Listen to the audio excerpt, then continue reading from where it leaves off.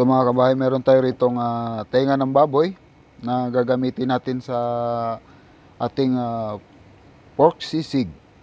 So wala tayong maskara, ito ang available, so ito ang gagamitin natin. So pwede tayong gumamit ng maskara kung ito ay available, so mas masarap. So ito lang ang meron, so ito lang ang gagamitin natin para makagawa tayo ng sisig. So umpisahan na natin to.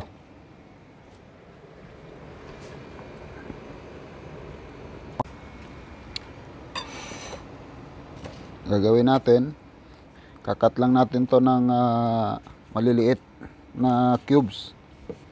Sisig. Ito nga pala, ginawa ko, nilaga ko lang to, pinalambot. Tapos, ayan, kakat na natin. Ayan, no? So, mas madali. Yung iba, piniprito muna to or iniihaw, pero yung sisig ko na ituturo sa inyo, hindi na kailangan. So mas madali siguro to kasi hindi siya matrabaho. Di tulad ng ibang paggawa ng sisig na kailangan pa siyang iihaw or iprito. Yung inihaw mas matrabaho. Yung pinirito naman, mas mahirap siyang hiwain. So ito mas madali.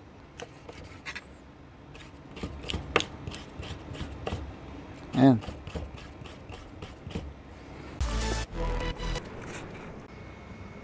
So ito na po mga kabahay ang ating mga ingredients para sa ating gagawing pork sisig. Meron tayong 1 cup ng chopped onion, 1/2 cup ng chopped ginger, at meron tayo ritong 2 tablespoon ng garlic. Meron din tayong chopped chicken liver, and meron tayo ritong butter, pero pwede rin natin siyang gamitan ng margarine. Mas masarap pag margarine, mas mabango siya. So meron tayo ritong 1/4 cup. Tapos meron ako ritong 1/4 cup din ng soy sauce, 2 tablespoon lemon juice, at meron tayo ritong chopped green chili, salt, at meron tayo ritong bechin, at meron tayo ritong konting white sugar. Mamaya mag-a-add tayo ng ground black pepper para sa ating pork sisig. So umpisahan na natin. So ayan, umpisa natin siya sa butter or sa margarine, kung may margarine kayo. Ayan. Tapos isusunod natin yung onion. Ayan.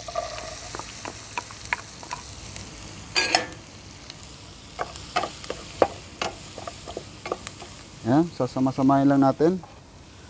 Ito yung garlic, chopped garlic.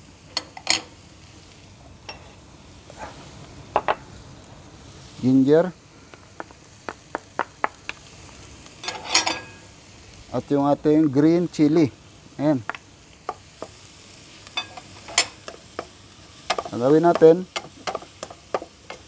isusote lang natin o igigisa lang natin hanggang mag golden brown to. Ayan.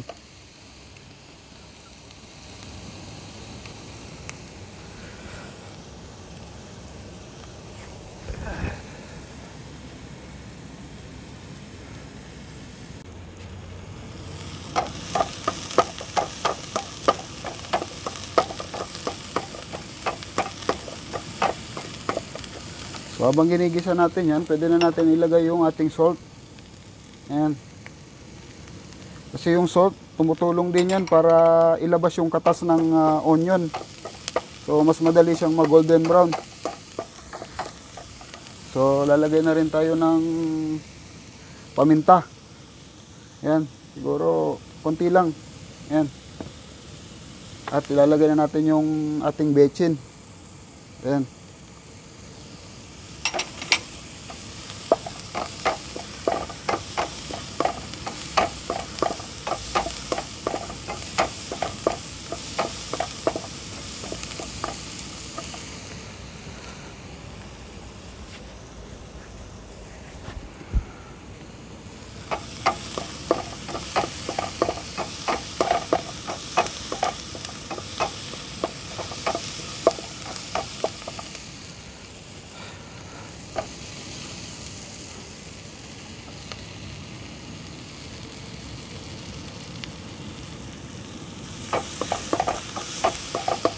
Ayan. Ngayon, pwede natin ilagay yung chop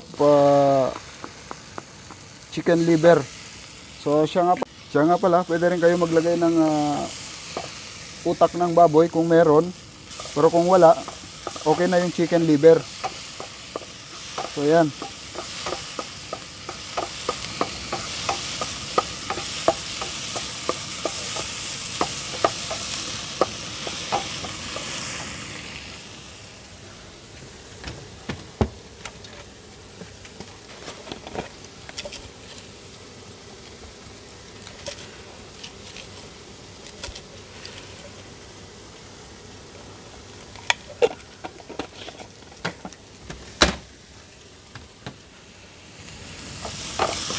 Tapos siya, mag-a-add ako ng 3 pirasong laurel or bay leaf.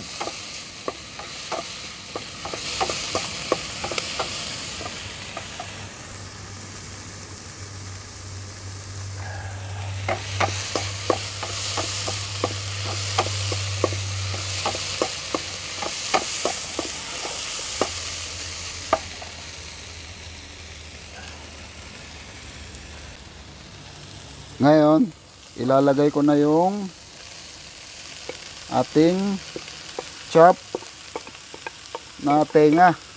Yung ating sinap na tenga kanina. Sabi ko kanina, kung meron tayong maskara ng baboy, mas masarap. Pero ito lang yung available natin. Ito lang ang ginamit ko. Ayan.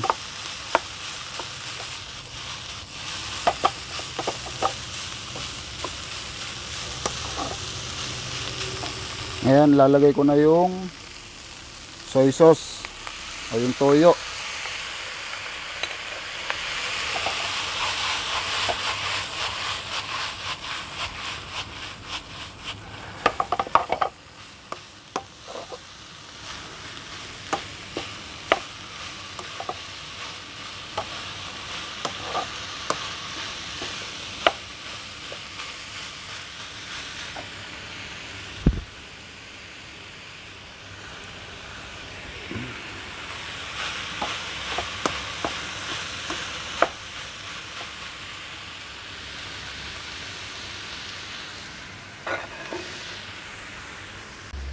So, gagawin natin, tatakpan natin yan at hihinaan lang natin yung apoy. Tapos every 5 minutes hahaluin lang natin. Tapos kailangan mahina lang yung apoy para hindi siya dumikit.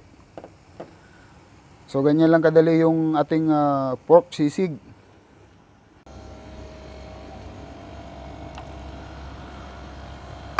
So, ayan, after 5 minutes,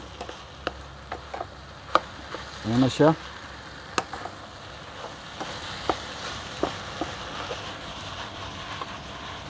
Medyo dumikit na siya.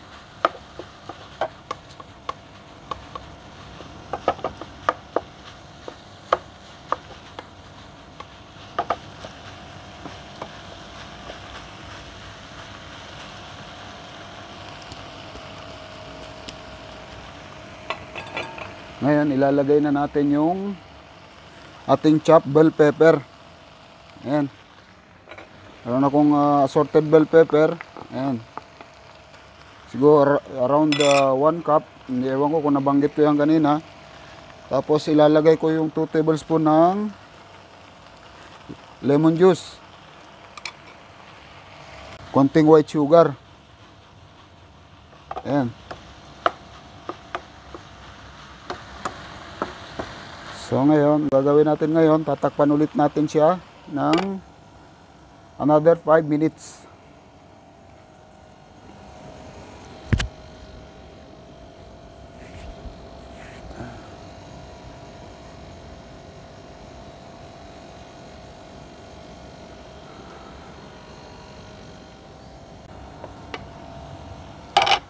So ayan.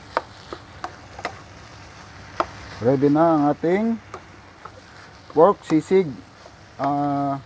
Maganda to, magandang idea to, or magandang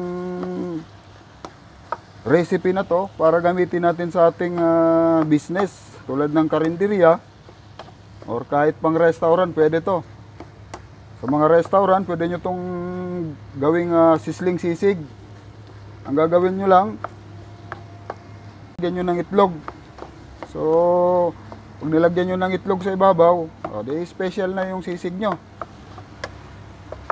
So, magandang ano to, magandang idea para gawin sa business. At saka matipid yung ano niya, ingredients niya. So ayan, pwede na siya. Gagawin natin, lalagay na natin sa plate.